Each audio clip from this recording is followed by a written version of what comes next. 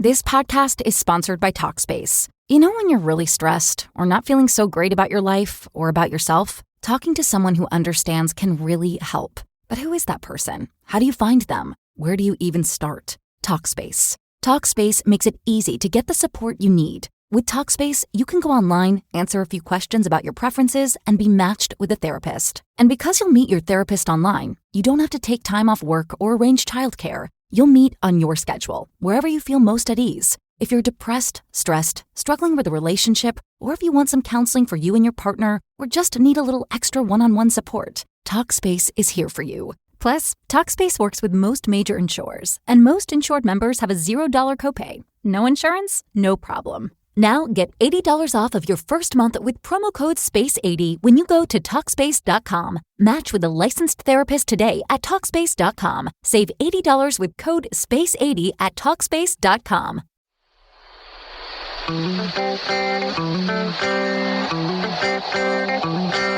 You're in a good place now. You are listening to Perspectives with Ashley Burgess.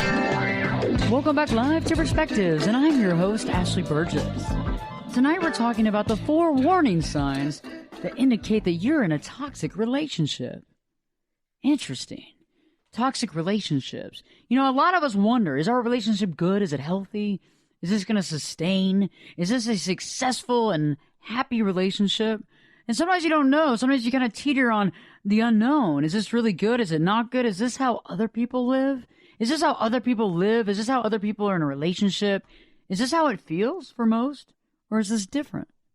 And tonight we're talking about the 4 warning signs that indicate that you're in a toxic relationship. And the reason why we're doing this show is because I think it's so important. Because a lot of times we don't talk to other people when we're having problems. We don't tell other people when our relationship seems to be falling apart. Because we really don't know, is it? Is this normal? Is this what other people deal with? Or on the flip side, is this not good? And sometimes we also get a little weirded out. I mean, what if we bring this up to people? Will they call some sort of protective services? Will they look down upon us? What's going to happen? And so tonight, if you know somebody that you think is in a toxic relationship, or if you feel that you're in a toxic relationship, this is going to help you out tonight, because I think that these four common warning signs, maybe not common, but specific, are where we need to start tonight. So let's begin. The first warning sign that you are in a toxic relationship.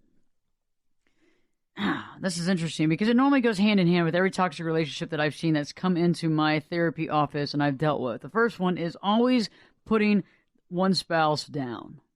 That's a bad one. That's a bad one. Well, I mean, especially in public, don't you think? Oh, yeah. I mean, and this also pertains to people that are in a relationship, whether it's, girlfriend, boyfriend, or long-term marriage. Always putting one person down.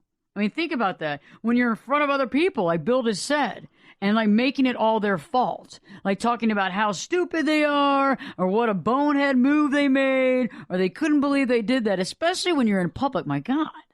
I mean, that's just awful. I mean, that makes you feel like you absolutely have no power. You feel yay small. You feel tiny. You feel like a little action figure, and you're stuck over there. It's almost like your mom or dad putting you down in front of people at church. I mean, how did you deal with that as a little kid? You normally went off and cried, right? Yeah, not good. Not good because you got disrespected in front of a bunch of people. I mean, instead of building you up, they're constantly putting you down. You know, they're either doing it in public or private. And that's what's so awful about it, is because a lot of times people in toxic relationships, they don't really realize that this isn't normal. And sometimes the reason why they don't realize it's not normal is because of the fact that they've dealt with it with their family. Mom or dad might have been that way. And so their whole growing up, like 18 years of growing up before they left the house, was based on someone constantly putting them down. And so then they move into another relationship outside of the family nucleus, and they meet somebody, and that person does the same stuff that mom or dad did. And they're like, well, that seems familiar. You know, you don't really think about the fact that this is just wrong. It's like children of alcoholics tend to hook up with alcoholics. It's normal. You're right, they do. And if you're an enabler in that type of situation, you'll become an enabler, or at least you'll tend to become an enabler in your own relationship. You know, it's interesting when you see like young couples or long-time married couples, where the spouse or one of the couples goes off on people in front of other people, goes off on that spouse, putting them down on their work, on their career, or maybe just the general attitude of their faults. And Bill, have you ever been there? I've been there before, where you're sitting at the table with people. Oh my gosh, this is the worst feeling. Uh-huh. And you're sitting there and everybody's having a decent night. Right. And you're all at the restaurant hanging out, and everybody orders their food, and the waiter asks whatever, and they come back, and next thing you know, out of the blue, like the couple sitting next to you, the guy or the girl says something just awful. Tacky. Yeah, and you just kind of go, oh my God, and you kind of look over there, and at first you think there's got to be some sort of strange humor, maybe, because you want to think the best. You want to know one of the most awkward situations I've ever been in? What was it? A cousin and I were over at one of his friends' house. We were having a little get together, and one of the guys who was there asked his wife for the keys to the car, and she why do you need the keys to the car? And because it was cold outside, a couple of us guys were going to go make a quick run to the store. So, and she just kept questioning why. Why do you want the keys? Why do you need them? And she's like, dear, it's cold outside. I want my jacket. Wow. But I mean, and the rest of us are just our eyes are just wide as dinner plates. You're like, she is literally berating this guy, her husband, I'm assuming, over the fact that he needs the keys. Right. I mean, would you talk to your 5-year-old kid like that? I mean, at least with the 5-year-old, you'd be like, honey, why do you need the car keys?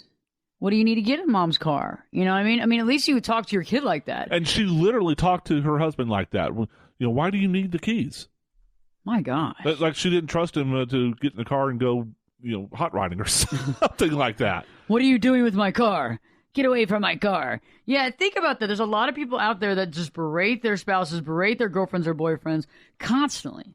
And I've been out to dinner with people, and I literally had the point where I've had to stop actually hanging out with those couples. I can't do it anymore. I just can't, because it started stressing me out. And it's not because I don't like them. It's not because I'm hating on them. It's just because I felt so bad for the spouse that was being berated. And there's always different reasons for why this happens now. Okay, let me explain a couple of reasons. One is that it's just total disrespect. And the marriage has lasted as long as it can. And now there's so much water under the bridge that there becomes like this argument constantly. And it's just like a constant argument. It's almost like the negative talk in your head. It's constant. And it seems like there's no other idea of how to live but to live in this constant state. The next that can happen is sometimes I've seen spouses that go off on their spouse in public because they feel like they're being walked on in their relationship. And sometimes this can come out in different ways. So a lot of times I see that when the woman feels that she's being walked on more than the man, I see that she normally will attack him in a public situation for some sort of reason, or call him out on something. Especially instead of just kind of building somebody up, kind of call him out. On the flip side, I've seen more men than women just basically downgrading their wife. And normally that's being patronizing or condescending. Yes. Yeah, normally that's based on the fact that they're really unhappy with the marriage.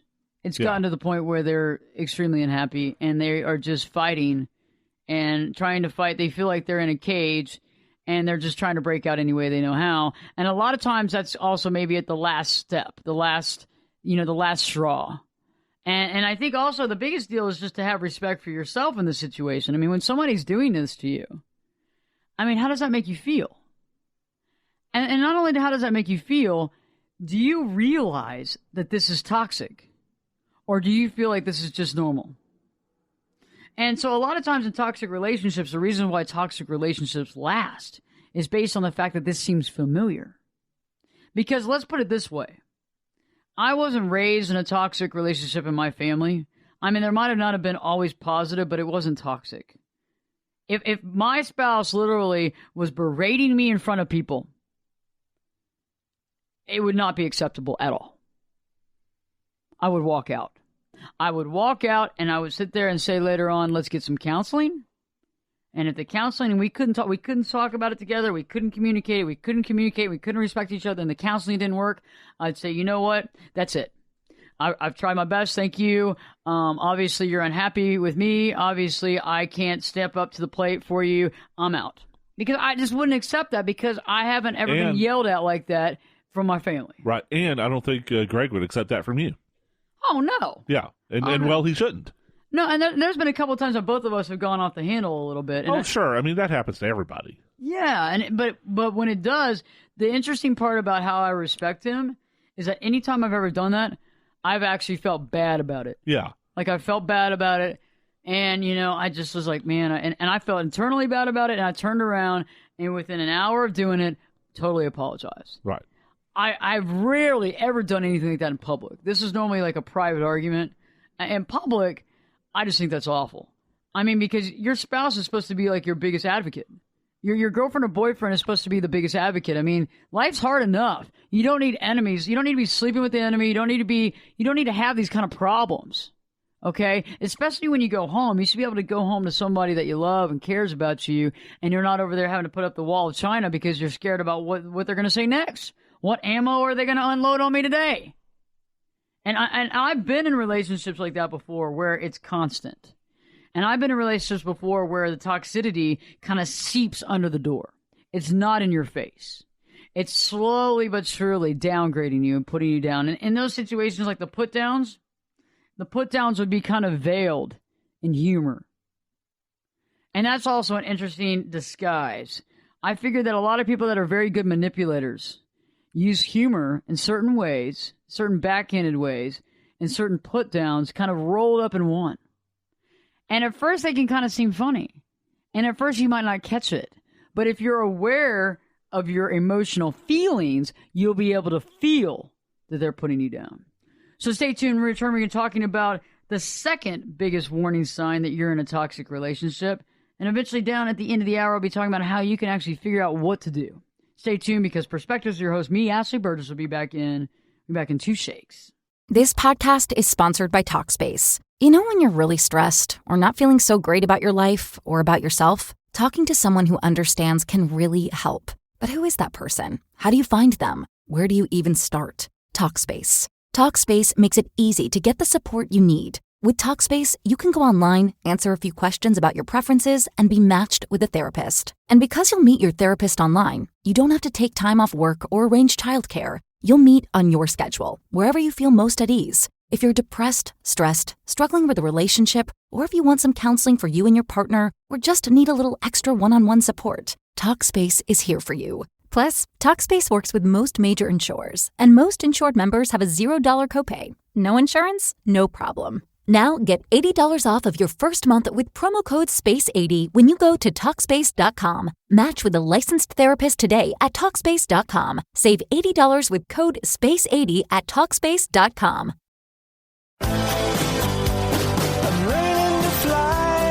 Turn it up and jump in the deep end on Perspectives. Now, here's Ashley. Welcome back live to Perspectives, and I'm your host, Ashley Burgess. Tonight, I'm telling you about the 4 warning signs that you're in a toxic relationship. There's 4 specific warning signs that if these things are going on in your life and in your relationship, you are definitely in a toxic relationship, and you need to figure out what you want to do next. The first one we were talking about is that your spouse or your significant other is constantly putting you down. And, one of the things I didn't talk about in the last segment was that a lot of times when people put you down a lot, they use the word failure is a good word that they use. They choose that word failure. You're a failure. Oh, you lost another job? Oh, you're a complete failure. Might as well just stick a knife in the other person's heart. That'd be kinder. It's amazing, right? Yeah. I mean, who uses the word failure anymore? I know. I mean, with my clientele, the only time you ever use failure is if you don't do it. If you don't get up off the couch. I mean, if you try in life, you're not a failure. Okay? If you try in life, you're not failing. It might have not have been the right avenue. There might have been a better choice, but you didn't fail. And I think a lot of times when we're in toxic relationships, right, we have a lot of negative self-talk going on anyway. And so that spouse or significant other just kind of adds to the noise.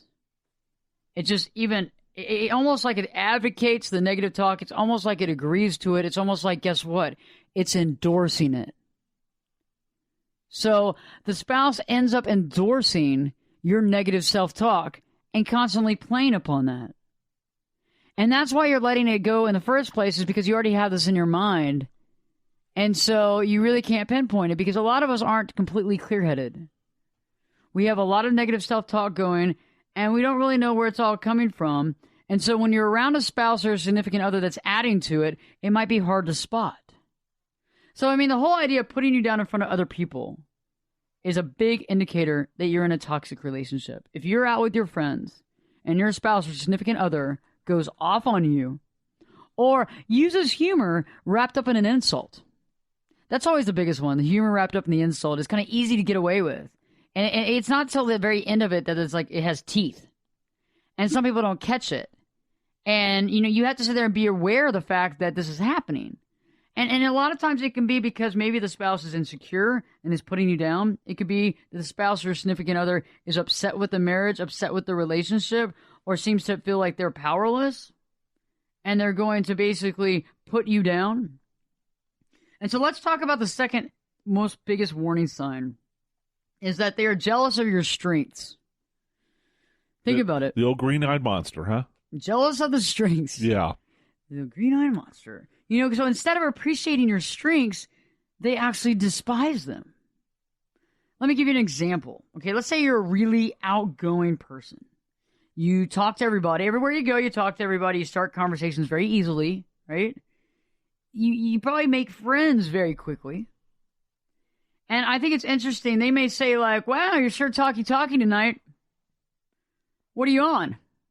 Are you on any sort of drugs or alcohol? What's going on? Yeah, because he or she's trying to knock the other one down a peg or two. Yeah. How much have you had to drink? Oh. You been drinking a lot tonight? You must be already pretty trash already, huh? Yeah, I seem to not be holding it all together there. You're over there talking over there all the time. I just kind of figured you must have had quite a bit to drink, you know? I mean, that's one of them. And it's interesting, too. It's like they're not even interested in talking to you, which is funny. Like, or the spouse or the significant other might tell you that the person that you've been talking to doesn't even want to communicate with you. Oh, they're just being nice. You were talking to them, they're just being nice. They don't want to be rude. They don't have any reason to talk to you. I mean, you start thinking about this stuff going, well, maybe they don't want to talk to me. Maybe those people were just being nice. Maybe I have had a lot to drink. Maybe I am out of line. Yeah, because if the person that you love and supposedly loves you are saying these things to you, I mean, it's going to get in your head. How can it not? How could it not? I mean, it's like you're not good enough. I mean, I've been in relationships in my past where, I mean, in one specific relationship that I remember, that it seemed like everything that was like me, everything that was a Burgessism, everything that makes Burgess, okay, they couldn't stand. I mean, seriously. And why I continue to be in that relationship is beyond me. It's like I was self-hating on myself. And I found someone else that could hate on me even more. And it's like, why? And I think a lot of times, okay, the biggest deal is our self-talk. When I'm negative self-talking, back in the day when I had a lot of negative self-talk going on, I'm not good enough, this is never going to work out. Guess what? I brought to me another person in the form of a male that also had a lot of negative self-talk. Okay? So two people with a lot of negative self-talk in their heads thinking, I'm never going to be good enough, I'm not that good of this person, I'm not that smart. Guess what happens? Those two people end up fighting with each other. You know, actually, two negatives don't equal positive. So I'll bet in your circumstances, you just accentuated each other's negatives. Oh, yeah. Yeah. And it was like battle to the death. You know, and it was interesting because I didn't sit there and put this person down, because I think when I look back at that relationship, I was obviously the more powerful person. I had more internal power. But I did not use my power for the bad. I did not use my power to put down anybody, but he did. And I was a lot younger, and so I wasn't able to really rationalize and realize what was really going on, as well as he seemed to be reinforcing my negative self-talk. And I remember I remember going up and talking with people. I'm a very talkative person. I'm a very outgoing person. Boy, are you ever. Right? I'm more of an introvert. Like in the dictionary, the definition of type A personality, it doesn't even have a definition. It just has Ashley's picture. Just says Burgess. Right. Type A, a.k.a. Burgess. I guess it'd be type B then. But anyway, yeah, type A. And literally, we would go places and hang out, and he would actually undermine me. Because people would laugh and giggle and just, when I talk to people, I really communicate very well. And he would be like, yeah, they were just laughing just to get you away. Like trying to tell you to leave. They were just trying to be nice. And eventually when somebody keeps telling you that over and over again, you start wondering. Yeah. Maybe that's true. Maybe I'm not really what I think I am. And if you stay around somebody in a relationship that's toxic long enough, you're going to lose yourself. There's a term for that, Ashley, mind games. Mind games, yes. Yeah. Yes, and people do that all the time. I mean, think about the mind games that people play on people as a power position. And think about subconsciously how people play mind games when they feel like they're powerless. So it's not always like some sort of vindictive Dr. Evil with the hairless cat and the little and the little pinky finger up by their lips. It's not that at all. A lot of times it's subconsciously being done in the fact that it's not Dr. Evil with the hairless cat. It's actually them thinking about their own self and actually making comments about their own self. Because you know what? He actually thought, now that I can step back and look at all this, he actually thought that he was not a very good communicator. He knew he wasn't a very good communicator. And because he could not stand that I am such a good communicator, it was a problem for him. And it's funny, even to this day, we still occasionally talk. And we had to get past a lot of nonsense, and we forgave each other and all that stuff. And this was years and years ago. But it's funny because I listened to his voicemail, and it's awful. It's awful. I look back at this now, and I realize this guy is not a good communicator. Wait a minute. Hold it. You actually kept his voicemails? No. When I call his voicemail, it sounds like a computer is reading off a freaking piece of paper. Gotcha. Okay, like he's not a very good communicator. And now that I look back at it, he resented the fact that I'm a good communicator. He resented every bit of it. Because every time I walked in a room, I knew everybody. Do you think it was kind of a male ego thing? Like he was supposed to be the center of attention, and you're just supposed to be, the eye candy? Sure. Yeah. Sure, think about it. I mean, yeah. Which you are eye candy, by the way, but, you also have a type A personality. Type A personality, eye candy, Burgess. Yeah, he was like being him, and he was being insecure, and there was a lot of things that I should have been like the red flags. That's a red flag. He was being very insecure. And so for everybody listening tonight, if you're in a relationship where one of your major strengths is being devoid of value all the time by the person that is your spouse or your loved one, you need to sit there and wonder what's going on. And there's a time that you have to have a communication. You have to sit down and sit that person down and let them know that you figured it out. And it's not hard. I mean, figure out what is it that they're putting down. What is the strength that I know is a strength? Don't kid yourself. Don't sit there and go, oh, I don't know if I'm a good communicator. I don't know what my strengths are. You know what your strengths are. Now figure it out. Step back from the brainwashing for a second and figure it out. And then realize, okay, he must be the opposite of that.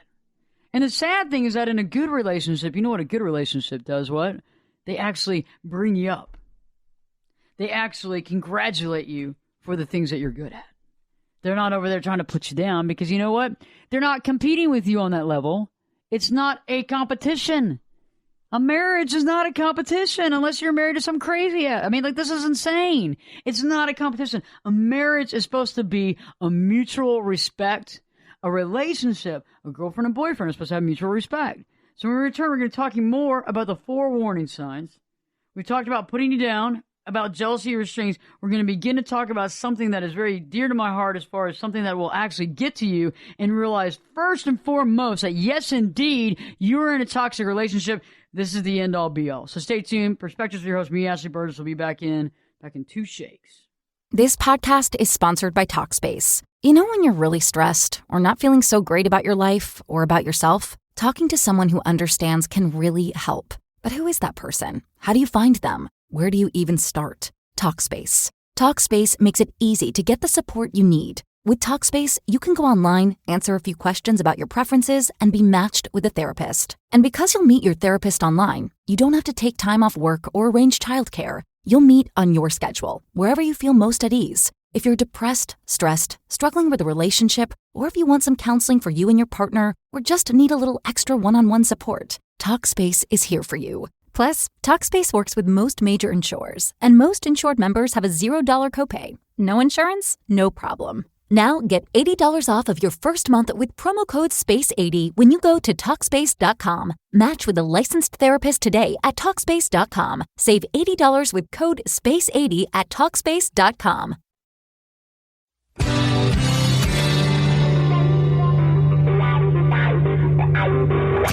This is Jake Busey, and you're listening to Perspectives with Ashley Burgess. Welcome back live to Perspectives, and I'm your host, Ashley Burgess. Tonight we're talking about the 4 biggest warning signs that you're in a toxic relationship. Yeah, these are important. The last thing you want to do is marry a toxic relationship, and if you are in a marriage that is toxic, you need to know about it because you need to figure out your strategy.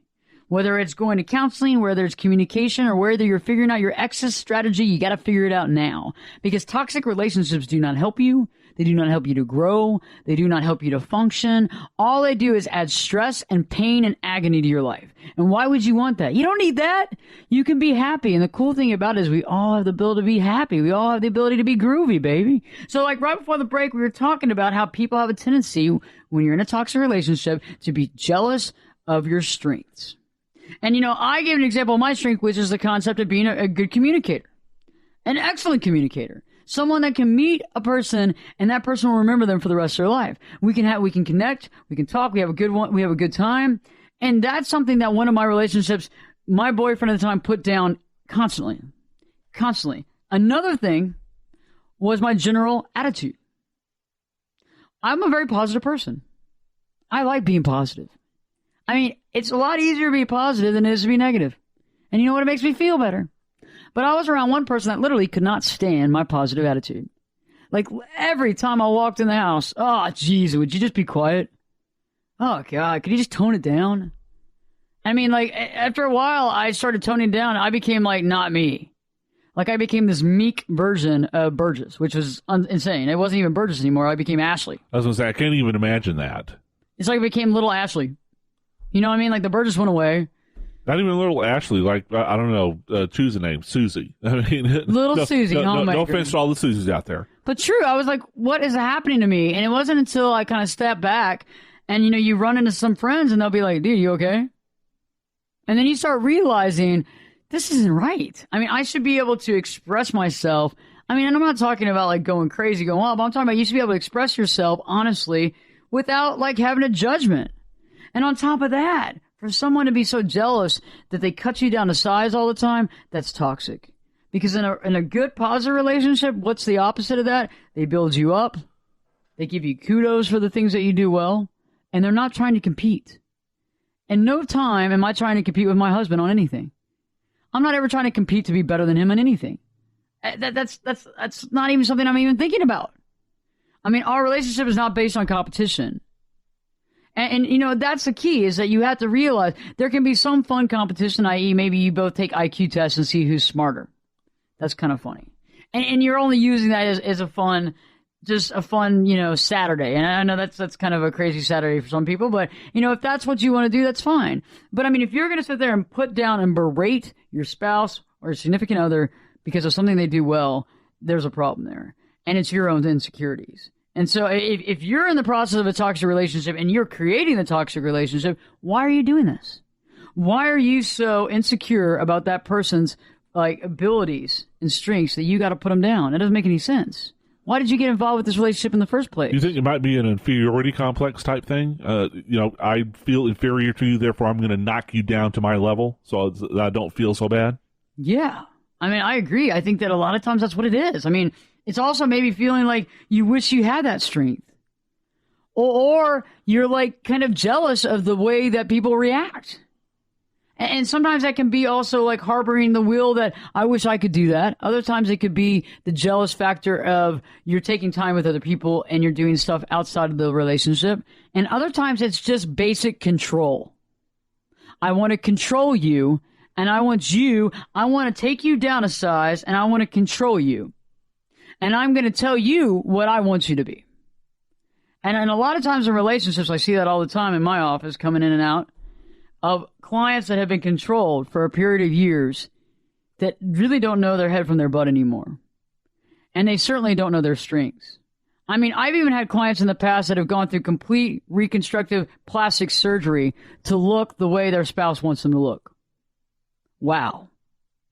I mean, you can think of certain stories in the past, like, Liberace's boyfriend, all these type of people. People think, oh, that had to be like that kind of person. That was that kind of relationship. No, there are people that do that now. That the husband says, no, change all this. No, your nose is too big. You got this and going on and that going on. I mean, the flip side too, not being good enough. So let's talk about the third thing. And this is the big deal. This is one of the kickers here, to know that you're in a totally toxic relationship. When you begin to question yourself, you start feeling crazy. I mean, you feel like you're on crazy pills. You're always confused. You don't understand where you stand. You don't get it. Where do you stand? You don't realize or understand the general idea. You're always worried. You're always on edge, and you're not comfortable. Think about it. When was the last time that you questioned yourself about the relationship? And a lot of times when you're in a relationship and somebody tells you something and you remember it, and then later on you're talking about it and you reinstate basically what they said. They said, no, I never said that.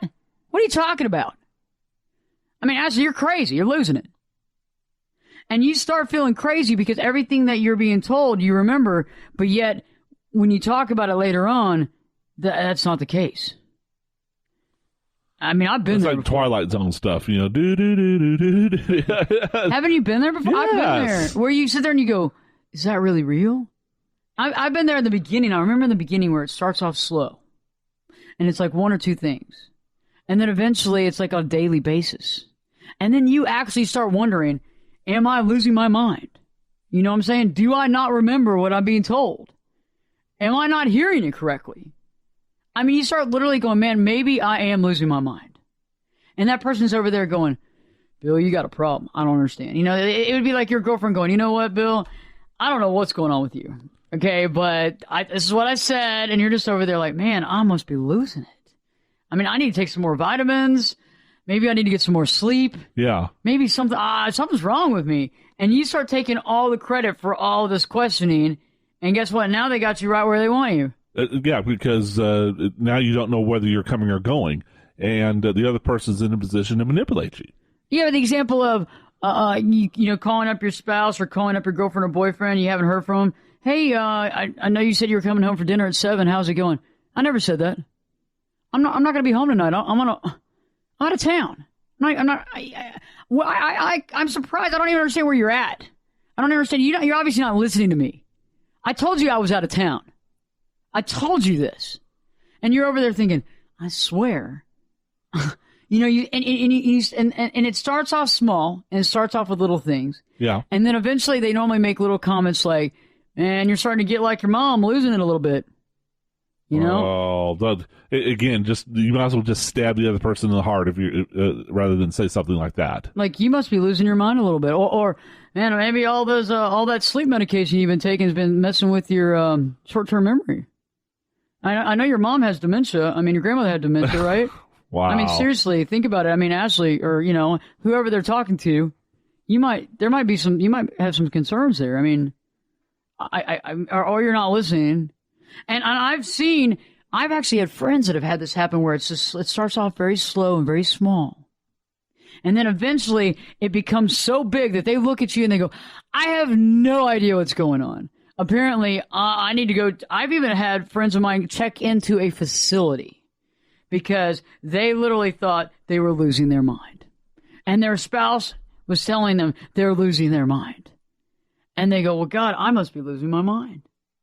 And it's crazy how people can get really out of control and controlling and want to use somebody. And so if you're feeling like you don't understand where you stand in your relationship, if you feel that you're always on edge, if you feel like you don't know what to say, if you start questioning what you should say before something comes out of your mouth and you start literally, I guess what you say is checking everything you say and clarifying and qualifying it in your mind before you say it and wondering if it's going to go over okay and is this going to work and how are they going to respond to what I say, you're not in a good relationship.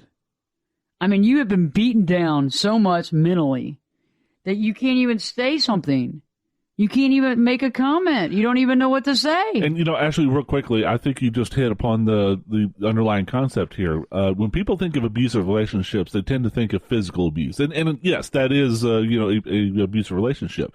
A lot of times, the mental stuff can be crueler than the physical stuff. Yeah, it's painful. People don't even realize they're being abused.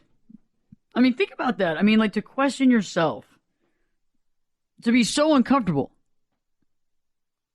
to be so out of touch, not knowing what to do. I mean, think about what a successful relationship is.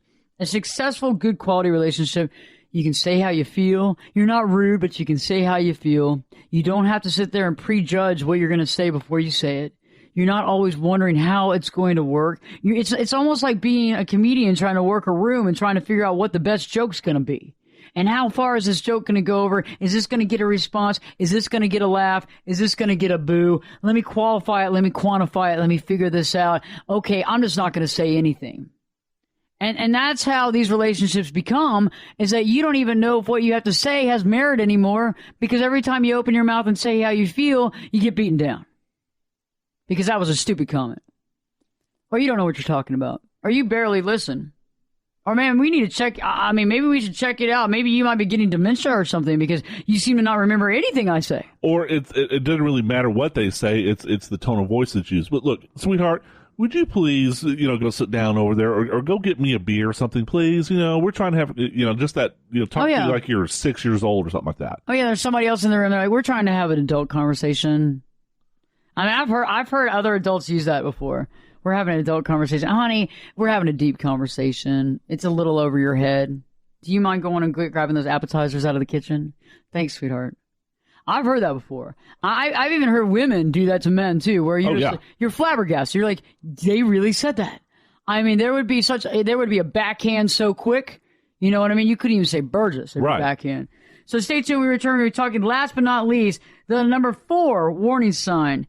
And if this checks out, we need to figure out what's up with your relationship. So stay tuned, because Perspectives with your host, me, Ashley Burgess, will be back in 2 shakes. You could be my luck. Get in here. You're listening to Perspectives with Ashley Burgess.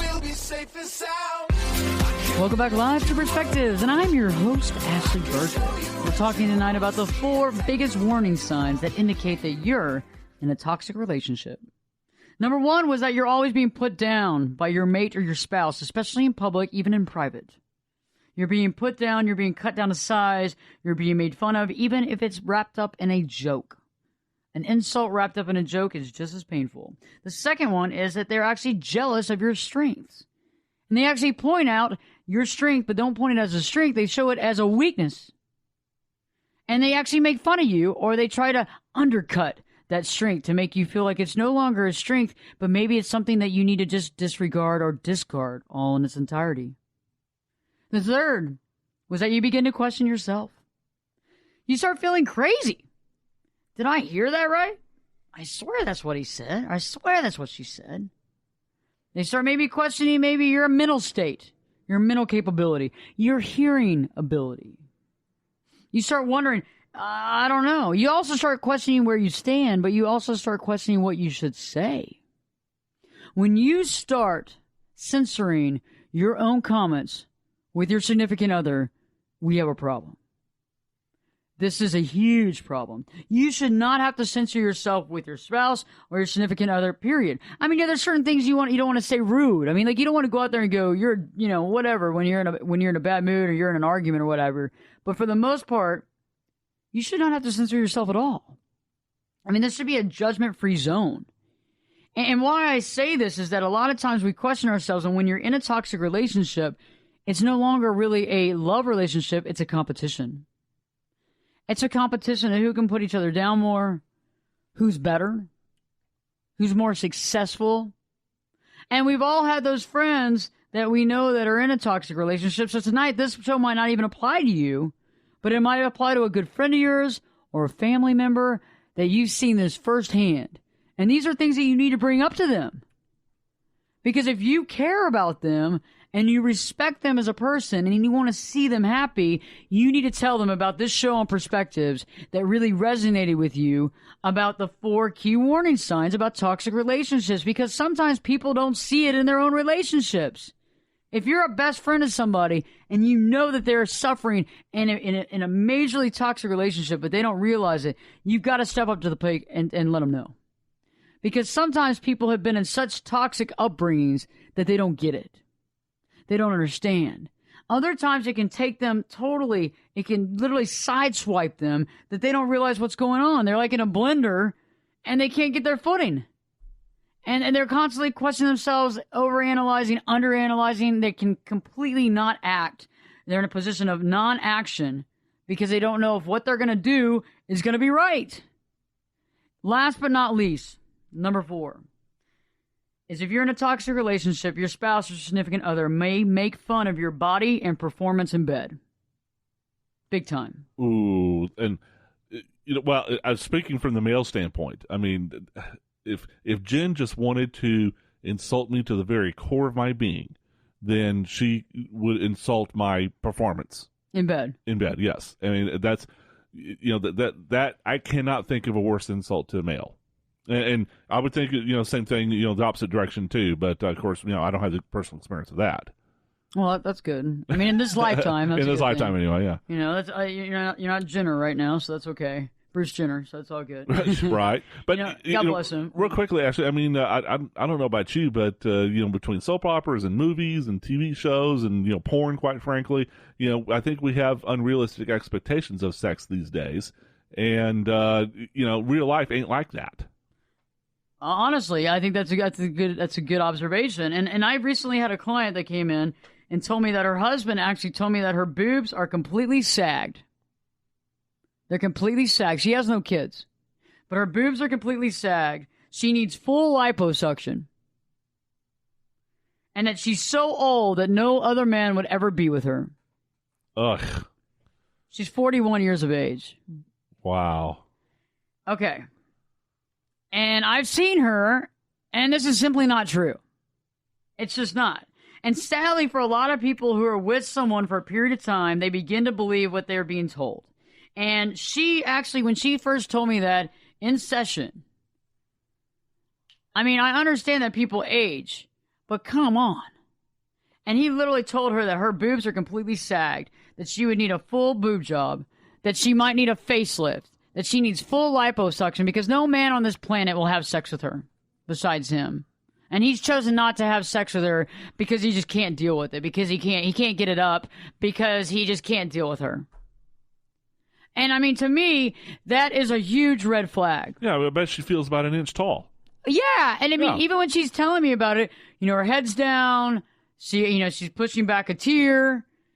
And I mean, that is just unacceptable. I mean, there comes a time in your life that you got to step up to the plate. And if you're in a toxic relationship where somebody's putting down your body and putting down your sexual ability, I mean, I've had clients that have come in here and men or women being put down in the bed. And it's like, that is a very vulnerable situation to be in to begin with. And on top of that, to make fun, to put down. If you don't like the sex, then you got to figure out what you want to do. But to put that down, that seems wrong. And to put somebody's body down and to literally cut them down as far as you can possibly do that, that to me is somebody that has no backbone, somebody that's completely insecure, and somebody needs to probably check into a facility. Because that is unacceptable. And anytime anybody's going through a toxic relationship, though, a lot of times you might not see it as unacceptable. A lot of times you might see it at first as them being helpful. Because people always feel like, oh, well, my spouse will never be like that, or my girlfriend or boyfriend never be like that. They just got to be helpful, I guess. They're just trying to help me out. And I've been in relationships like that before where I remember I was in one relationship. This was years and years ago. And my boyfriend, I was thinking about having a breast augmentation. Now, this is different from the other one you were talking about. Yes, I've been in several relationships. I was engaged 7 times before I got married to my husband, and that was the 8th engagement. I gave back every ring. You know what the problem is? You're a hopeless romantic. I know, right? I love romance. But I gave back every ring, okay? So I didn't take the ring. Good for you. I wasn't one of those kind of gals. So anyway, I remember I was with one guy, And we were together for a year. We lived together. And I remember I had an opportunity because we had a friend that's a plastic surgeon. Okay. And, he was like, hey, I'll do your breast augmentation. I'll just cover the medical facility. And I'll do it. I was like, and at that time, I didn't have very much money at all. I was like, wow, I'd love to have a breast augmentation. I'd like to have big boobs, And I remember like thinking about that, and I was like, oh, this is great. And I remember coming home and telling my boyfriend about it. He's like, no, you're not allowed to get boobs. There's no way. I go, okay, why? And he's like, because if you got boobs, you would leave me. Because then men would find you attractive. And that's just... Oh, as if you weren't attractive right now. Yes. Oh. Isn't that awful? Oh. Isn't that awful? Yes. Oh, my God. And people do that all the time. I am not kidding you. Men and women do that all the time to each other. Okay? All the time. And he was like, yeah, you would be so attractive that you can't do that because other men would want you then. Like, I wasn't desirable before. And, if you hear that long enough, you'll believe it. And who has the right to say what you can do to your body? That's unbelievable. I mean, and I stuck in that relationship for like another 6 months, and then I was like, I'm outie. Outie 500, I'm out of this relationship. Because it dawned on me that this is not right. It dawned on me that this is always going to be like this. I mean, he was also in the same person. He was also it was all about him. He could do whatever he wanted to do. I could not do anything I wanted to do. My friends had to be girls or gay men. I could not have any straight male friends. It was not acceptable. And that's a major warning sign too. If your significant other is controlling who you can see and not see, then that's a bad sign. It's funny when he said Nazi, it sounds like Nazi. Think about it. It's the same though. It's like this regime where they're in charge of you. I mean, I know a friend of mine that literally could not go to lunch with a female because his wife said that she could never eat or have lunch or hang out on his own with a female. I mean, that's insane. I mean, that kind of control is a toxic relationship. That kind of control takes away your independence and makes you a minion. It doesn't only make you a minion, it makes you a disciple. Like, why should you, you're literally, bowing down to whoever you're in this relationship with. I mean, honestly, understand that if you know somebody that's in a toxic relationship or you're in a toxic relationship, stop, look, and listen and realize, are any of these four adequate for that relationship? Are any of these four being dealt with? If they are, step back, and if it's personal, you need to figure out what you want to do next. And I really advise the fact of either speaking and talking and trying to get this out in the air and try to figure it out. But if you've already done this, you've got to break it. You've got to break the cycle. You can't continue this. If you want to be happy and you want to be healthy-minded and you want to be healthy in spirit and health and mind, you've got to move on. And we'll do more shows about this in the future because I think that this really needs to be talked about. I think that a lot of people are in these toxic relationships and just think that maybe my spouse is hypercritical. Maybe my spouse has OCD and they just want the best for me. Well, in these situations, in all four of these, that's not the best for you. That's the absolute worst for you. That's the opposite of the best. Your spouse or your significant other is supposed to cheerlead you, supposed to praise you, supposed to be happy for the things that you do well. It's supposed to be happy and relish in your successes, not in your failures. We have a great show for you next, and stay tuned. I think this was a great show, Bill. I liked it very much. Thanks, Ashley. So get out of that toxic relationship once and for all and begin to realize and stop the brainwashing. Perspectives with your host, me, Ashley Burgess, will be back this time in 3 shakes.